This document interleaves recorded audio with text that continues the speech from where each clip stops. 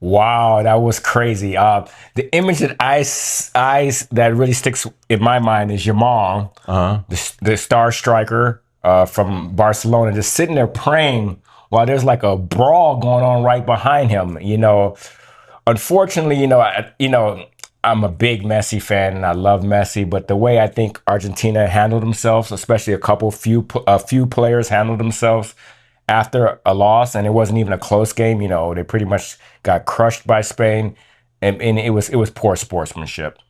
Yeah. Yeah. Well, it definitely unfortunate, and it does look like poor sportsmanship. There's always a story behind everything, Of course. and the total domination that Spain had, I think, was going to happen no matter how Argentina played, and Argentina knew it. Because if, watching the entire World Cup for all the games Argentina played, they never played two matches the same. And it's not because they were looking for an identity, but it's just the way they do it. They're very comfortable letting another team have possession for most of the entire game, and they just control the middle defensively. When you take a look at Emi Martinez, the Argentinian goalkeeper, he got, I think, 10 or 11 saves, which is a record for the World Cup final. But this is something that I noticed at the time, but I thought great save. But I heard an ESPN UK announcer, and the UK announcers, a lot of rivalry with Argentina, both countries and also the teams. Flat out said that Emi Martinez's saves were nothing special. Because 8 out of 10 of them came right to him. Even if they came hot with some heat and he had to punch them out of the way, they came right to him. And I was thinking about it, and I was like, yeah, they did come right to him. So in effect, Argentina's game plan was they're going to tiki-taka us to death. So we could try and challenge that and lose, 4-2, or we can just let them possess the ball. We'll try and break out, but we're going to keep midfielders, and we're going to keep most midfielders and fullbacks back. So we're probably not going to get much of a break unless we get a Maradona style, breakaway. But Argentina has shown the entire tournament, and also in the lead up to the tournament with the qualifiers, that they are very comfortable just playing defensively for 90 minutes. And then, or maybe for 90 minutes, and then maybe in the 3 minutes of extra time, to just either try and work it in, or try and swing it in to one of the strikers for a header. Yeah. So that was the way they won, and they were being able to do it consistently over time. So in this case, Argentina went all 90 minutes and with no score. And then in the first few seconds of the extra time, that's when Spain scored. So effectively, Argentina did their game plan for 90 minutes. Spain will not score. We want this to go to extra time and then finally to penalties, where we have a better chance than they do to win, because we have more ice cold savages who can take penalties. And their team is young and happy, and they just rather compete on the field than do penalties. So fine, that didn't work because of the score. But that didn't mean that Argentina couldn't whip it in the last maybe 4 minutes of regular time, tie it up and go back to penalties, which is exactly what they tried to do at the end. The only problem is they had the wrong strikers in place. They were out of substitutions, they did not put Martinez, which is that last 10-minute guy who is always Messi's guy. Yes. And I think the reason they didn't put Martinez in is that the guy is about 5'9" and $160 soaking wet. And with the way that Argentina was playing the game, which was basically to beat the shit out of Spain and really make them, feel it, coming just short of a red card on every foul, or a yellow card at least. They couldn't expose that kid out there who just he doesn't do angles. He doesn't work on different lanes. He doesn't work in between the lines. He just goes straight in between the fullbacks. That's what he wants to do. You put a kid like that, $160 soaking wet, straight in between the fullbacks. You're gonna get one of these Spanish guys that's gonna break his ribs, and it won't be a foul because the guy's running so fast, and the Spanish guy's just gonna jump ahead and go for the ball. So they had to keep Martinez out. So that was, so they figured, maybe I think Fernandez, who blew two nice crosses, off his foot and I think off his head. They just didn't go anywhere. They just, the one off the foot went through, to the stands. Really shots that he should have been able to make a better shot on goal. It should have required at least a save.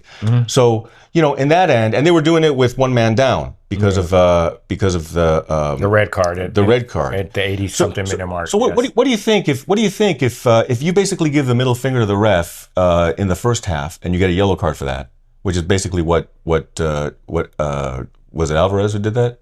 He's the one that got suspended. The one that got the second yellow. The one that got the second yellow. And I forget who it was. Yeah. Whoever it was I think it was a midfielder. Yes. So that was for conduct. Just because he mouthed off at the ref. What do you think about giving a guy a yellow card, a second yellow card for a physical thing, when the first yellow card was really just for a few emotional words said?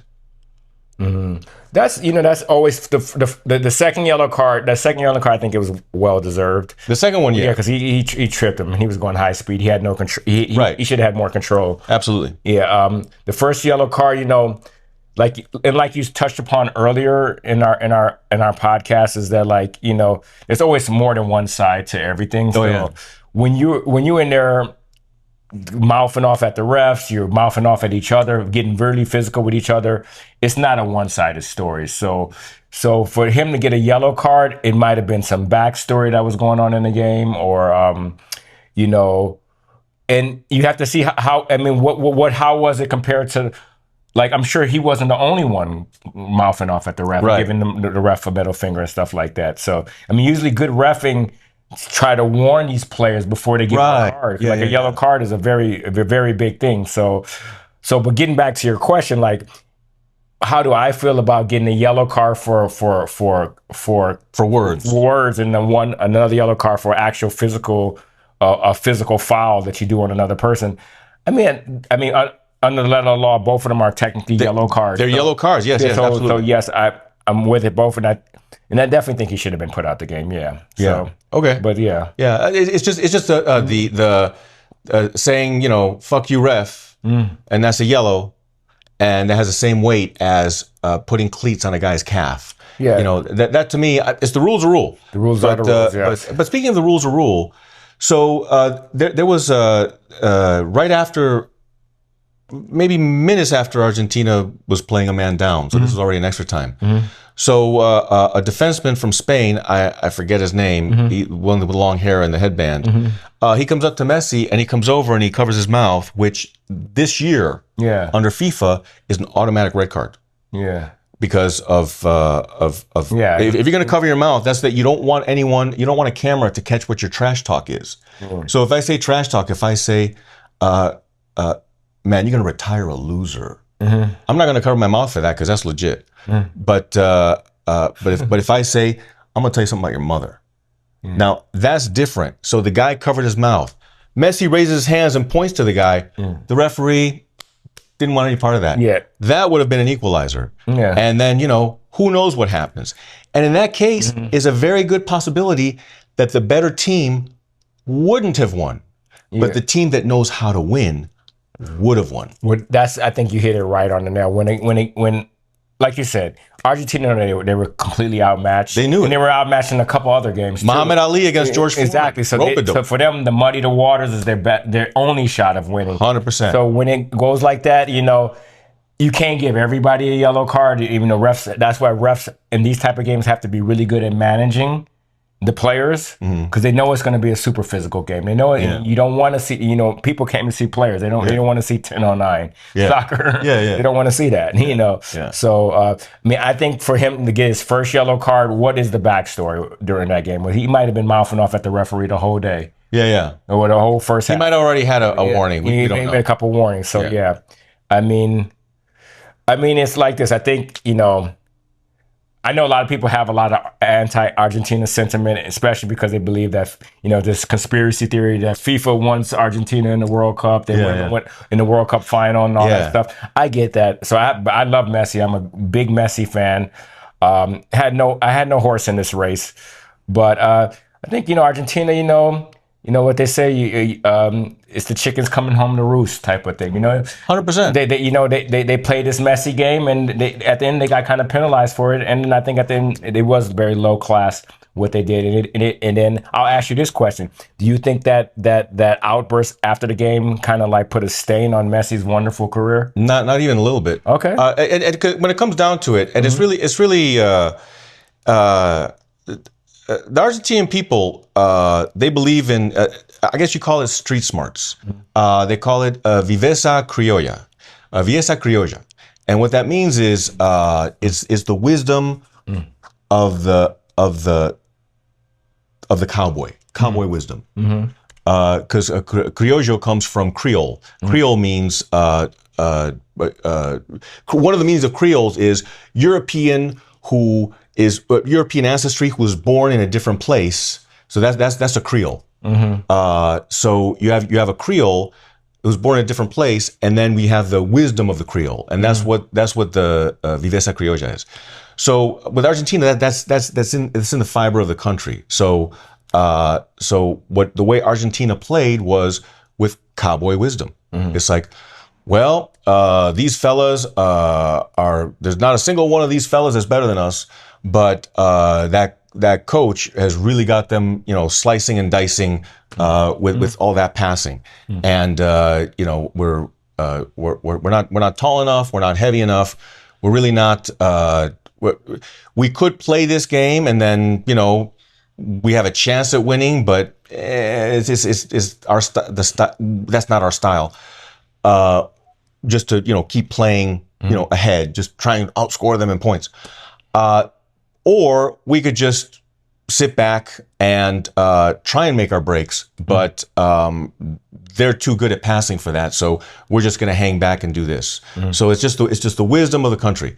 So after the game, I saw a breakdown, and it looks like one of the players who actually played. One of the defensemen, I think Molina, he had one of the bench players who was still wearing his penny from Spain run past him, and he just stuck his arm out and gave him a pop, like fucker, but not friendly, but also not like not like that, not like what Paredes did later. So what happens is, so this guy turns around, the guy in the penny, he comes up and he gets in Molina's face. So Molina shoves him, and the guy goes down to the ground. And then a couple of other Spanish guys come up, and they crowd Molina. And then Paredes comes out, and he comes over, and he throws a guy down. And then the guy who I think the guy who scored for Spain. He was a bench player too. He comes up, and then that's when Paredes just pops him. So that's the backstory for how all that happened. That's how the brawl happened. Yep. So when you always wonder how a brawl happened, it's like Malice in the Palace in 2004 in Detroit. How did that happen? Well, Ron Artest got a little heated because a fan said some things that he just did not like. So he went up there and started cracking. He actually threw a beer on him. Oh, there you go. Even worse. Even worse. Threw a beer on him. Yeah. So there's always a story, and everybody says, "Well, Ron Artest is a maniac." It's like, well, I think somebody threw a beer at a man. Yeah. No, for Someone sure. threw a beer at a man. Yeah. So there's things that trip a trigger. So it wasn't savages brawling at the palace. No, it was professional millionaire athletes who have better things to do than have be hit by a beer. Yeah. So in this case, yeah, sure. Argentina was miffed that the Spanish defender didn't get sent off after covering his mouth and talking to Messi. They were miffed that Fernandez, I think, got a second yellow after just a verbal misbehavior in the first half for that first yellow. They were miffed about that, and they were also miffed they lost. So when you combine all those three things, that's where Molina's half punch comes from, which he shouldn't have done, and that's where Paredes, going full Hulk on the Spanish team. That's where that comes from. So yeah, sure. But see, here's the thing about Argentina also. It's like, and really about life in general. And it's like, if you can't be, first of all, if everybody hates you, then there's a chance you're doing something right. Of course, yes. So I think we can all agree that everybody, maybe not anymore, but everybody hates Joseph Stalin. He killed 50 million Slavs, while he was running the Soviet Union. So what was he doing right? He was doing dictator stuff right, that I don't condone.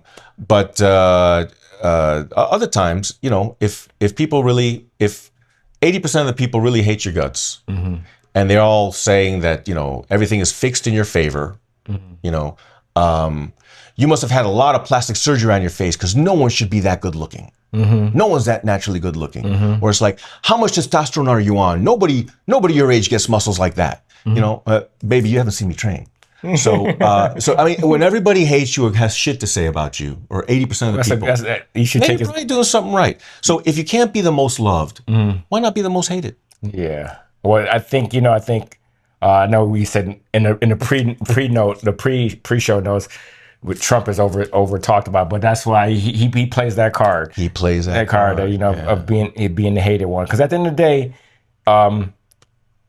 Gavin Newsom's starting to play that card. Gavin Newsom's starting to play that card also. I think either when you're good, it can go two ways, and usually always first of all, people will love you, but then people become the Dark Knight eventually after a while. I think people loved Argentina over the years, but I think the last couple, the World Cup, I think they was kind of like, after Messi got his, everybody rooted for him. Now, then the last couple, the Copa, people started hating on him in 2024. Yeah. He went to Miami, and people always love Messi because Messi is such a stand-up guy. I mean, you never hear anything bad about him, and this a true, football savant. Yeah. True sports savant. I think his intellect transcends football. Yeah. Yeah. So Argentina won Copa. Then they won the World Cup. Yes. Then they won Copa again. Exactly. And no team's ever done that. No team's ever. And no team ever won Copa, World Cup again. Yeah. And that's what Argentina was going for. Exactly. Yeah. Yeah. So I think people were hating you. People hating on you. It's like everybody loved the Kobe Shaq, the first ring, but after the second ring, people are like, we're gonna go for somebody else. Sacramento, third season, San Antonio, the Detroit Pistons, and it's when you win a lot, people hate you. And I mean, you are doing something good, but I think it is, it's just human behavior, and I was actually talking to your son, Ben, about that. No one wants to be rejected. No one wants to be the Dark Knight. Yeah. It is a kind of lonely road, Yeah. And so, but the positive spin on it is if people are hating on you, I mean, you are doing something good. Yeah, you're doing something right. You're doing something right. I mean, if somebody if every house on the block has been burglarized by the same burglar, then we're gonna all hate that burglar. Yeah. But he's doing something right. He figured out how to beat everybody's alarm system. Yes. Now that's criminal, and that's not to be condoned. Yes. But when you're working within the rules of the game, and you manage to eke out victories in like the last 6 minutes of games that nobody thought it could be done. Yeah. Then you are doing something right. And it's right. Since it's within the rules of the game, and the reason we have games is because we like to really see people challenge themselves without real bodily harm being a possibility. But we want to see them challenge themselves and leave it all out there. And so if it's within those rules, then everything is cool. Here's one thought experiment. Imagine this. So instead of the Spanish defender in the first minutes of extra time, he covers his mouth and he says whatever he said to Messi. Let me tell you about your mother. Let's say he got the red card. So now we're 10 on 10. And let's say then Argentina, when there's just minutes left in the game and it's still 1-0, that's when Argentina finally decides to send the ball way up and start working in front of Spain's goal. And then they start sending it in for the headers. And imagine one of those headers hits. Now we go to penalty kicks. Imagine Argentina wins penalty kicks. Argentina's a World Cup champion. Then what do you think the press would have said about giving that Spanish player that red card? Definitely, it was the same thing. I mean, people definitely hate on Argentina. Yeah. I mean, there was that, like, they would have hated just as much. There's a lot of anti-Argentine sentiment, no question. Like, like the whole, what was the Egypt manager? Yeah. He was completely irate at FIFA and everybody after they blew a 2-0 lead with like 15 minutes left. Yeah. And he was saying it's a fraud. Everybody is fixed. I don't know if he got fined for that or not. And that seemed like anti-FIFA type behavior. Yeah. Well, it at least for him it was fixed because what was fixed about it was that Argentina played a certain way the whole game, and then they adapted in the last 10 minutes and decided, okay, in 10 minutes we got to score 3. Yeah. And that's what they did. Yeah. Because that's what had to be done. Yep. And it just means changing your tactics. And that's what Argentina does. There was a very good video I saw where it described that Argentina doesn't play a player, they play relationships. So they play, what's the relationship of this player? So how does this guy affect what his line is doing? I see. Yeah. And then, so what you do is, so when Argentina replaces a guy in the line, so he's not just replacing one midfielder for another. It's like a guy with different skills, fresher legs, No, it's a totally different midfielder, for example. And he plays the game a totally different way. And then Argentina adapts, and then they can start to exploit different things. Same thing with strikers. Like you got your Alvarez, that doesn't just go up and down between the fullbacks. He comes around like this. He swings back over here. He's always advanced because Messi's just going to go where Messi goes. But and then you got Martinez, who's just doing this. He's just going up and down, up and down, up and down, looking for that hot score. Yeah, because he's a very good athlete, even if he's diminutive. But at the end of the day, I think Argentina would have experienced even more hate had the Spanish defender gotten a red card for the new rule. You're not allowed to cover your mouth and talk shit to somebody.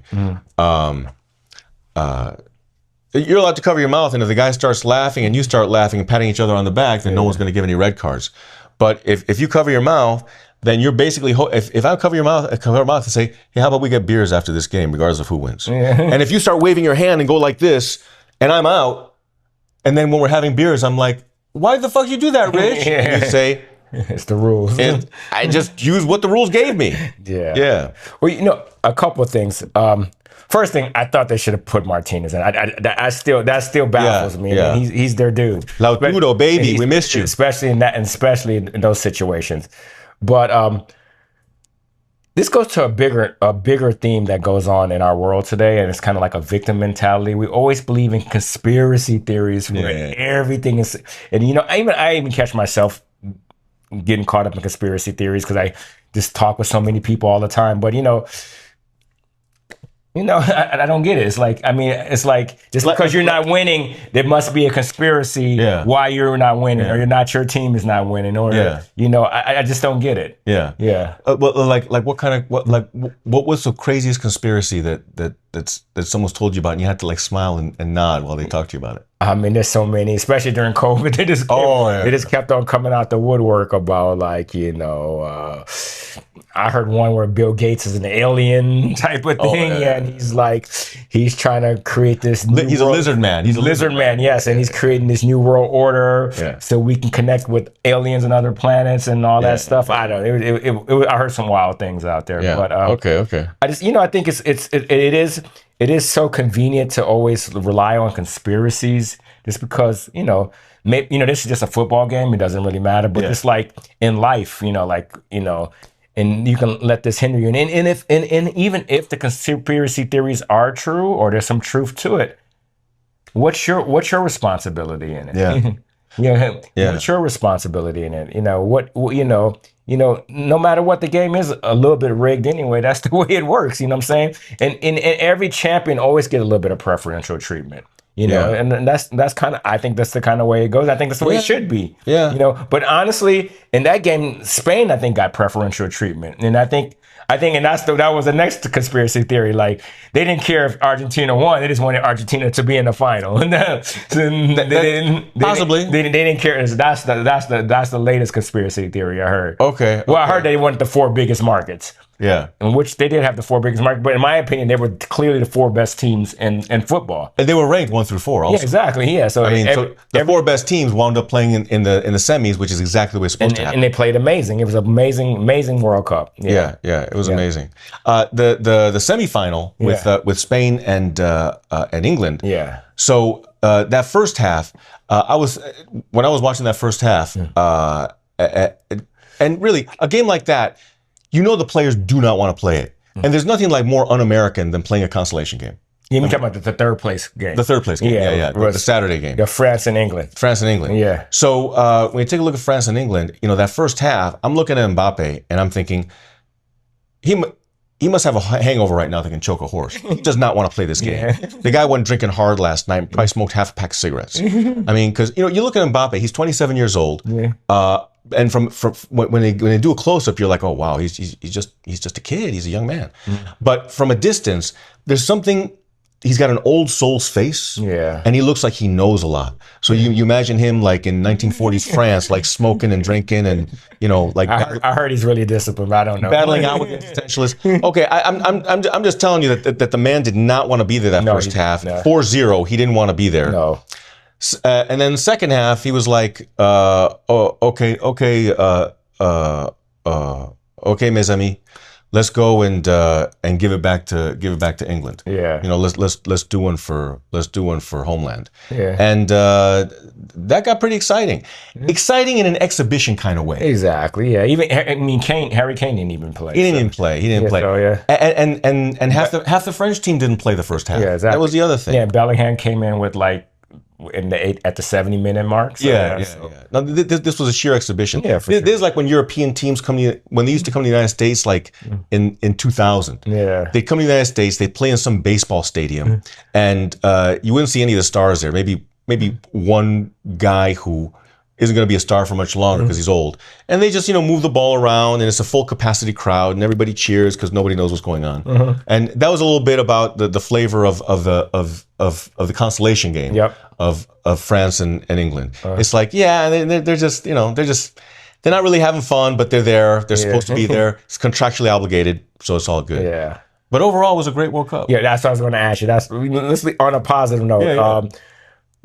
Or not quite so positive, but it is positive in a way. I want to ask you this question. Are you having post-World Cup depression or World Cup withdrawals that it's over? Yesterday, I missed the fuck out of it. I just wanted to see more. I was at the gym yesterday, and they had the TV up, and I was watching, instead of watching World Cup stuff, on the TV was, you know, baseball news. And I was like, we're back to that. And I missed Wimbledon because I was watching the World Cup. So I missed Wimbledon, but I got the World Cup. World Cup was amazing. I think this year it was a great trade. And I think then much props to like USA, Canada, Mexico. I think they did an amazing job. Yeah. In hosting, and, you know, and especially logistically, how far each stadium was. I mean, I couldn't even. I mean, that must have been a logistic nightmare, but they handled it. Yeah. Funny thing though, and I don't know, you know, what your algorithm looks like on YouTube, but I got a ton of the short feeds, short videos, where there's all these Europeans are like, you know, we've been gaslit by the world press. Yeah, America's great. Oh yeah, we love it. You see the Norwegian people, they're like hanging out on the carousel at the airport. They don't want to leave. They don't want to leave. They don't want to leave because they've been gaslit by the world press, saying, "Oh, with the Orange Man, it's such a bad country now." They're here and they're like, "I don't get it. Yeah, this is a great country." We've gaslit ourselves also. We've gaslit ourselves. Don't gaslight yourself anymore.